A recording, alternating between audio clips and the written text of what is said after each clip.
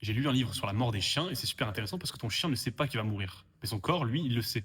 Et la science, elle explique parfaitement ce qu'il ressent dans ses derniers moments. Il faut comprendre que les chiens, ils n'ont pas de concept de la mort, ça n'existe pas pour eux.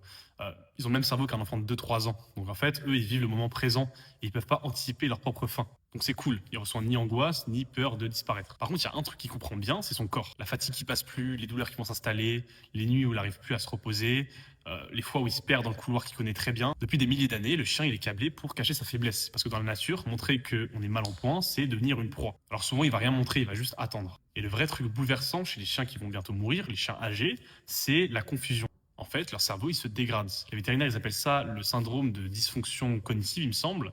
Et c'est un peu l'équivalent d'Alzheimer chez les canins. Et concrètement, qu'est-ce que ça change? Il peut se réveiller dans la nuit sans aucune raison. Il peut te regarder pendant quelques secondes sans savoir vraiment qui tu es.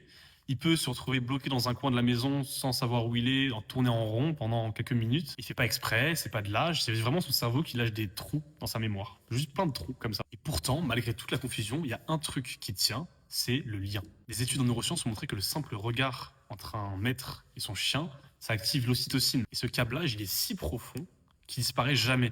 Même avec tout ce qui lui arrive, toutes les maladies, la vieillesse, la fin qui approche, certains chiens ne bougent plus, ne mangent plus, mais arrivent encore à poser leur tête sur le genou de leur maître. C'est pas par réflexe, c'est vraiment juste parce que ce circuit-là, c'est le dernier qui va s'éteindre. Ils ont identifié le vrai signe que la fin approche. La dernière semaine, on appelle ça. C'est quand le chien il n'est plus attiré par la nourriture, même l'eau, il boit plus.